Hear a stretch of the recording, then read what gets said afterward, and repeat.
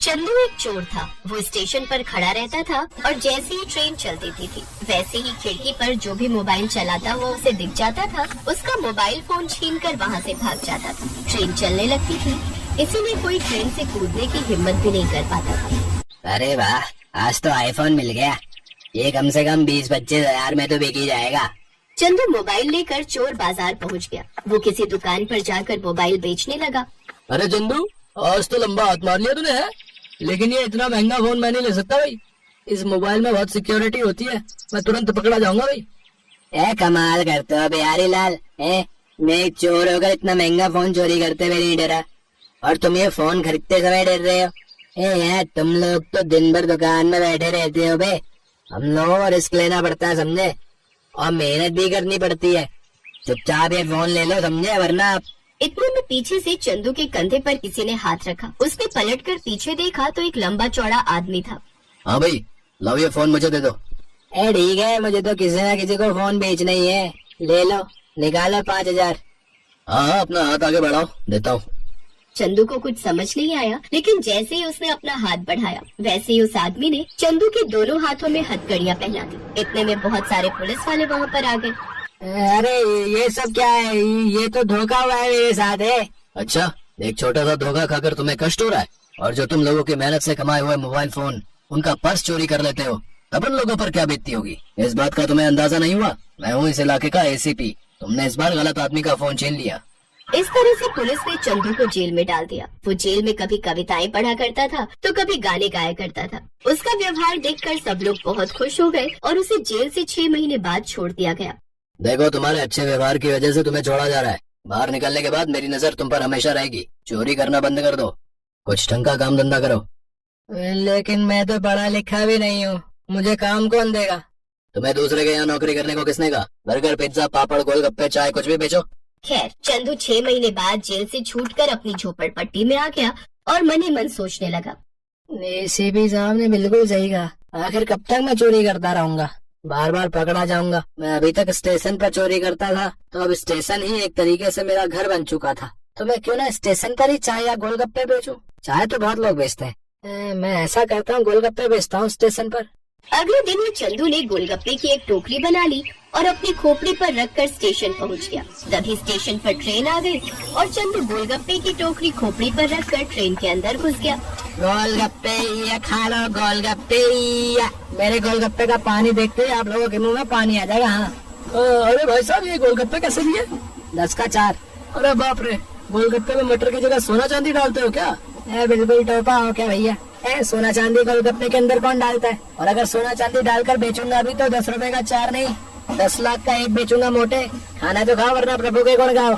अरे नहीं भाई, हमें नहीं खाना इतना महंगा गोलगप्पा।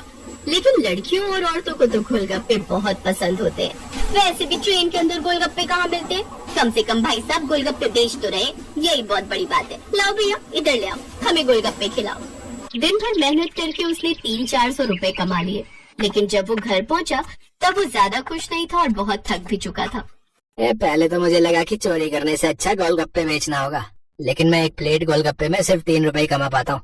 इससे अच्छा तो मेरा चोरी का धंधा था। एक झटके में 3-4 हजार अंदर कर लेता था मैं। गोलगप्पे का सहारा लेकर ही कुछ अलग सोचना पड़ेगा। चंदू रात में प्लान सोचने लगा और सोचते सोचते सो गया और उसे एक आइडिया आया। सुबह उठकर उसने फिर से गोलगप्पे की टोकरी तैयार की और ट्रेन के अंदर घुस गया। गोलगप्पे ये 10 के 20 से, खा लो तीखे और चटपटे गोलगप्पे 10 के 20 से। 10 के 20 गोलगप्पे सुनकर ट्रेन में बैठे सभी यात्री हैरान हो गए। गोलगप्पे वाले, इतने सस्ते गोलगप्पे क्यों बेच रहा है भाई? 20 दिन पुराने खराब गोलगप्पे तो नहीं बेच रहा है? उस आदमी की बात सुनकर चंदू को गुस्सा आया। उसने उस आदमी से कहा, तुम लोगों को हर बात में समस्या होती है। महंगा बेचो तो भी दिक्कत, सस्ता बेचो तो भी दिक्कत। अगर मेरे गोलगप्पे में जरा सी भी खराबी निकली तो मैं अपनी बीवी तुझे दान कर दूंगा, और अगर मेरे गोलगप्पे बिल्कुल ताजा निकले तो तुझे अपनी बीवी मुझे दान करनी होगी। बोल मंजूर है? ये कैसी शर्त है भाई? क्यों? अगर तुझे इतना ही कॉन्फिडेंस है कि मेरे गोलगप्पे खराब है तो डर के रहे। अरे भैया छोड़ो इन लोगों को, ये मर्दजात होती ही ऐसी है, हर बात पर शक करने की बीमारी होती है। इतने सस्ते गोलगप्पे बेच रहे हो तुम, आज के बाद तो मैं हर रोज इस ट्रेन में सफर किया करूंगी। जल्दी से हमें गोलगप्पे खिलाओ, अब रहा नहीं जाता। चंदू सभी को गोलगप्पे खिलाने लगा। धीरे धीरे वहाँ बहुत सारे लोगों की भीड़ लग गई। आदमी, लड़के, औरतें, लड़कियाँ सब उसके पास आ गए। भीड़ का फायदा उठाकर उसने लोगों की बहुत सारी पर्स मारी। रात को जब वो घर पहुँचा और बैग खोला तो उसमें ढेर सारे पर्स थे। ये हुई ना बात। इस तरह उसके पास करीब 30,000 रुपए इकट्ठा हो गए। क्या बात है, ये प्लान तो कामयाब हो गया। एक ही दिन में 30,000। ऐसे तो कुछ ही दिनों में मैं लखपति बन जाऊंगा। तो ये उसका अब रोज का काम हो गया। सस्ते गोलगप्पे की लालच में लोग उसके पास भीड़ लगा लेते थे, जिसका फायदा उठाकर वो लोगों के पर्स बहुत ही आसानी से मार लिया करता था। ऐसा करते करते महीनों बीत गए। एक रात जब चंदू पर्स गिन रहा था, तब उसे एक बहुत ही सुंदर पर्स दिखाई दिया। वो पर्स कुछ अलग ही लग रहा था और मजबूत भी था। अरे वाह, ये पर्स तो दमदार है, इसे तो मैं ही रखूंगा। अगले दिन फिर वो टोकरी लेकर स्टेशन पहुंच गया। ट्रेन के अंदर वो फिर से लोगों को गोलगप्पे खिलाने लगा। वहीं दूसरी तरफ एक आदमी ने जाकर आरपीएफ से शिकायत की। साहब, लगता है स्टेशन पर पर्स मारने का कोई गैंग आ गया है।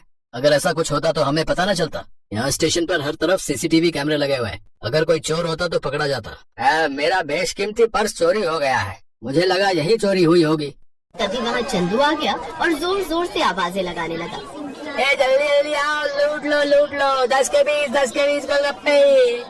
तभी आरपीएफ ऑफिसर की नजर उस पर गई। मैं काफी महीनों से देख रहा हूँ, ये पानी पूरी वाला जैसे ही आता है वैसे ही हजारों लोगों की भीड़ लग जाती है।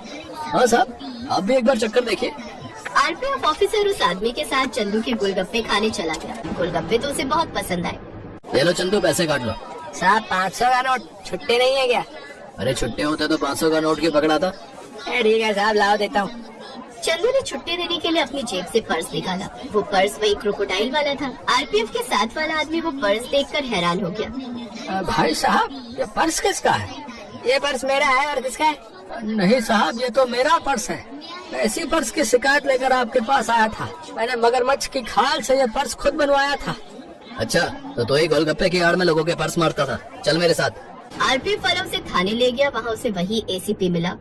सर, यही वो चोर है जो अभी तक हजारों लोगों के पर्स चोरी कर चुका है। चंदू, मैंने तुझे समझाया था ना, फिर भी तू नहीं समझा। पिछली बार तो मैंने तुझे 6 महीने में छोड़ दिया था, पर इस बार तो लंबा अंदर जाएगा बे।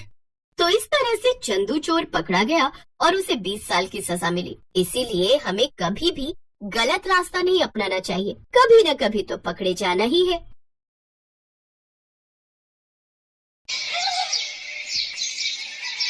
सुमन दिल्ली में रहती थी। उसके पापा चाट का ठेला लगाते थे। सुमन भी इस काम में अपने पापा का साथ देती थी। पापा, ये लो, सारे गोलगप्पे भी तैयार हो गए और पानी भी बना दिया। बस मीठी चटनी आप बना लो, मैंने हरी चटनी बना दी है। सुमन बेटिया, सारा काम तो तूने ही कर दिया। तू तो मेरी आदत खराब कर रही है बेटी। कुछ दिनों में तू ससुराल चली जाएगी तो तेरे बिना काम में बिल्कुल मन नहीं लगेगा। तेरी बहुत कमी खलेगी बेटिया। बस रो दिए। सुमन, अब तू ही अपने पापा को संभाल। थोड़ी थोड़ी देर में मन भारी कर लेते हैं। पापा, मैं आपको छोड़कर कहीं नहीं जाऊंगी। मुझे ये शादी नहीं करनी। मैं भी आपके और माँ के बिना नहीं रह पाऊंगी। पापा। नहीं बेटिया, ऐसे नहीं कहते। बेटियों को अपने ससुराल जाना ही होता है। केशव बहुत अच्छा लड़का है, तो ससुराल में बहुत खुश रहेगी। सुमन की शादी सूरत में तय हो गई थी। 1 महीने बाद सुमन की शादी थी, इसीलिए सुमन अपने माता पिता से दूर दूसरे शहर जाते थोड़ा उदास थी। सुमन बड़ी थी और एक छोटा भाई था जो अभी पढ़ रहा था। धीरे धीरे 1 महीना बीत गया और सुमन की शादी का दिन आ गया। सुमन के माता पिता उसे राजी खुशी डोली में विदा करते हैं। शादी के बाद सुमन दिल्ली से सूरत अपने ससुराल आ जाती है। सुमन का पति केशव एक गैराज में गाड़ियों की मरम्मत करता था। सुमन समझदार थी। उसने आते ही पूरे घर को संभाल लिया। बस बहू, मैं और रोटी नहीं लूंगी, केशव को दे दे। बस एक ही रोटी देना, पेट में बिल्कुल भी जगह नहीं है। इतना स्वादिष्ट खाना बनाया है बहू कि मैं एक रोटी भूख से बढ़कर खा गई। कहा माँ जी, 2 निवाले की 1 रोटी होती है मेरी छोटी छोटी। अब मैं आ गई हूँ ना, तो रोजाना आपको ऐसे ही गरम गरम मेरे हाथ का बना भोजन खाना होगा। कोई बहाना नहीं चलेगा। हमारे तो भाग्य खुल गए बहू, जो तुम हमारे घर में बहू बनकर आई। जीती रहो। सुनिए, मैंने आपका टिफिन पैक कर दिया है, ये लीजिए। बस मैं 2 मिनट में आई। अब ठीक है, मैं बाहर तब तक मोटरसाइकिल निकालता हूँ। माँ जी, और क्या क्या राशन लाना है? बस यही बहू जो लिखवाया है, बाकी तुम अपने लिए जो चाहो खरीद लेना। ठीक है, मैं थोड़ी देर में लौटती हूँ। सुमन केशव के साथ मोटरसाइकिल पर बाजार चली जाती है। सुमन, कहो तो गैराज बाद में चला जाऊंगा। तुम अकेले घर सामान लेकर कैसे जाओगी? अरे आप चिंता मत करो, मैं ऑटो ले लूंगी। केशव सुमन को बाजार में छोड़कर गैराज जाने लगता है। तभी उसकी मोटरसाइकिल के आगे कहीं से एक पत्थर आ जाता है। केशव की मोटरसाइकिल लड़खड़ा जाती है और वो बहुत तेज गिरता है। केशव को काफी चोट आ जाती है। सुमन कुछ ही दूरी पर थी। हे ईश्वर, ये क्या हो गया? भाई साहब थोड़ी मदद कीजिए। चिंता मत करो बहन जी, सब ठीक हो जाएगा। कुछ लोग सुमन की मदद करते हैं और केशव को बराबर के अस्पताल में ले जाते हैं। डॉक्टर केशव का इलाज करता है। कुछ देर बाद केशव को आराम मिलता है। ज्यादा गंभीर चोटें तो नहीं थी, पर केशव के पैर की हड्डी टूट गई थी। 2 दिन बाद केशव को छुट्टी मिलती है। माँ मैं ठीक हूँ, बस पैर की हड्डी में ही तो फ्रैक्चर है। कुछ महीनों में मैं ठीक हो जाऊंगा, चिंता मत करो। अरे माँ हो ना बेटा, तू नहीं जानता, जरा सी खरोच भी बच्चे को आ जाए तो माँ का कलेजा निकल जाता है। और फिर तेरे तो इतनी चोट आ गई है। अब तो कुछ दिन के लिए गैराज भी नहीं जा सकता। जाना भी नहीं है, डॉक्टर ने अभी 6 महीने रेस्ट के लिए बोला है। आप चिंता मत करो, पैसों की कोई तंगी नहीं आएगी। मैं कोई काम शुरू कर देती हूँ ताकि घर में थोड़े पैसे आते रहें। तभी सुमन के माता पिता भी दिल्ली से आ जाते हैं। सुमन ने उन्हें फोन पर केशव के एक्सीडेंट की बात बताई थी, जिसे सुनकर वो रह नहीं सके। अब दामाद जी, काम की कोई चिंता मत करो। सुमन ने मेरे से चाट बनाना बहुत अच्छे से सीखा हुआ है। सुमन बेटिया, तू यहाँ सूरत में दिल्ली वाले गोलगप्पे शुरू कर, वो तो बहुत अच्छे बनाती है। कुछ दिन मैं यहाँ रुक जाता हूँ, जब काम सेट हो जाएगा तब मैं वापस चला जाऊंगा। हाँ पापा, ये ठीक रहेगा। दिल्ली वाले गोलगप्पे यहाँ बहुत अच्छे चलेंगे। हमारे इधर आसपास किसी ने भी दिल्ली वाले गोलगप्पे का काम नहीं शुरू किया हुआ। केशव बेटा, आप सारी चिंता छोड़ दो। पापा और मैं कुछ दिन अब यहीं रहेंगे। शुक्रिया माँ, शुक्रिया पापा, आपने मुझे बहुत हिम्मत दी है। ऐसी बहू और ऐसे समधी सचमुच बहुत नसीब वालों को मिलते हैं। सुमन की सास की आंखों में आंसू आ जाते हैं। केशव को भी अपने सास ससुर के आने के बाद बहुत हिम्मत मिल गई थी। सुमन अपने पापा के साथ सूरत में गोलगप्पे का ठेला शुरू करती है, जिसके ऊपर लिखा था दिल्ली वाले गोलगप्पे। गोलगप्पे के दीवाने तो बहुत लोग हैं और सूरत में तो पानीपुरी के सभी दीवाने हैं। ये देखकर सुमन और उसके पापा ने गोलगप्पे का स्टॉल लगा दिया। उनके बने गोलगप्पे बहुत पसंद किए जाने लगे। सुमन बेटिया, मुझे पता है अब तुम काम अकेले संभाल लोगी। अब हमें चलना चाहिए। सूरज भी अपनी बुआ के घर बहुत दिन से रुका हुआ है। वो उन पर बोल रहा था कि हमारे बिना उदास हो रहा है। हाँ पापा, सूरज बहुत दिन अकेला रुक गया और आपको दिल्ली का भी तो काम संभालना है।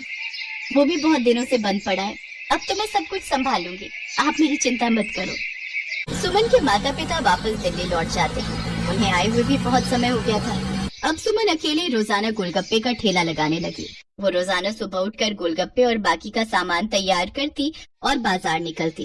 कुछ भी कहो सुमन दीदी, आपके गोलगप्पे का जवाब नहीं है। हम सारी सहेलियां रोजाना शाम को स्पेशली मार्केट आपके गोलगप्पे खाने के लिए आती हैं। हाँ सुमन दीदी, ये तो सच है। बहुत टेस्टी गोलगप्पे होते हैं आपके, साथ में खट्टा मीठा पानी। बहुत बढ़िया बनाती हो आप। बस आप सब ग्राहक तारीफ कर देते हो, मुझे काम करने में और प्रेरणा मिलती है। ये लो, इसी बात पर 2 गोलगप्पे फालतू खाओ।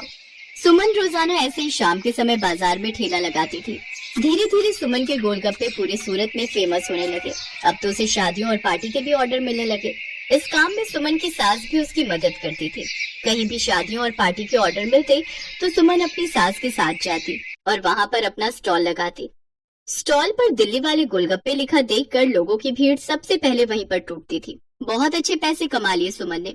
फिर एक दिन सुमन केशव और अपनी सास से बोली, सुनो, अब तो तुम्हारी तबीयत में थोड़ा सुधार हो गया है। मैं सोच रही हूँ तुम गैरेज का काम छोड़ दो, हम गोलगप्पे की एक दुकान खोल लेते हैं। अब तो हमारे पास अच्छे पैसे इकट्ठे हो गए, हम कुछ कारीगर भी रख लेंगे।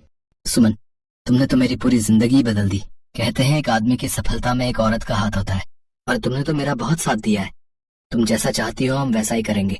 जीते रहो मेरे बच्चों। सुमन की मेहनत से सब कुछ अच्छा होने लगा। केशव और सुमन बाजार में किराए पर एक दुकान ले लेते हैं, जहाँ पर वो अपने साथ साथ कुछ कारीगर भी रखते हैं जो इस काम में उनकी मदद करते थे।